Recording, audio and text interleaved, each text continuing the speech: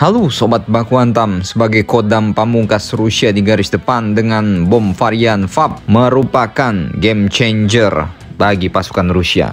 Namun kabarnya Rusia tidak bisa menggunakan bom varian ini untuk mengguyur secara massal di Kursk. Mengapa? Ya tentu saja karena ini merupakan wilayahnya sendiri. Rusia tidak dapat sepenuhnya memanfaatkan salah satu senjata paling efektif di gudang senjata mereka untuk melawan pasukan Ukraina dalam gerak maju di wilayahnya, kata seorang pakar strategi militer. Ini mungkin karena sistem Rusia tidak cukup baik untuk memastikan bahwa senjata itu tidak akan mengenai kotanya sendiri. Bom-bom ini dilengkapi dengan sistem pemandu yang memungkinkannya diluncur dari pesawat tempur jarak jauh. Bom-bom ini sulit dihentikan dan Rusia telah mengupgrade-nya menjadi lebih kuat. Namun Rusia belum menggunakan bom dalam skala yang sama terhadap pasukan Ukraina yang melintasi perbatasan Rusia awal bulan ini.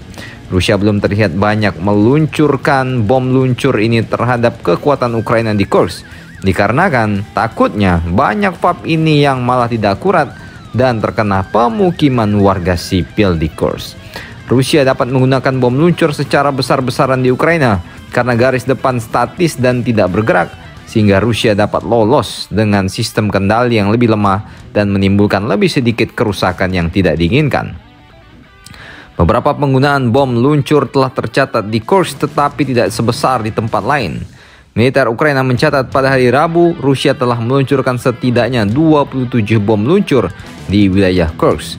Bagaimanapun, ini adalah jumlah yang jauh lebih sedikit daripada yang digunakan Rusia ke dalam sasaran-sasaran di wilayah Ukraina.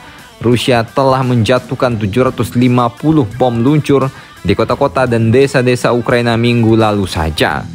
Jumlah ini jauh lebih sedikit dari 50 bom luncur yang dilaporkan ditembakkan Rusia setiap harinya di wilayah Sumy, Ukraina yang bertetangga dengan Kursk.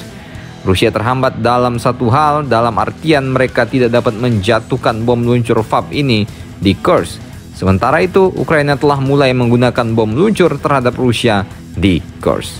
Presiden Ukraina Zelensky mengatakan serangan ini bertujuan untuk menciptakan zona penyangga guna meminimalkan kemampuan Rusia menyerang Ukraina. Tidak jelas bagaimana operasi yang bergerak cepat ini akan berakhir. Namun ia mengatakan sejauh ini hal ini merupakan hal yang positif bagi Ukraina setelah berbulan-bulan bertahan dengan sengit dan sedikit wilayah yang berpindah ke tangan Ukraina. Jadi bagaimana menurut kalian mengenai penggunaan FAB varian pamungkas Rusia yang sangat terbatas di wilayah Kursk ini? Silahkan komentar dan baku hantam kalian di bawah.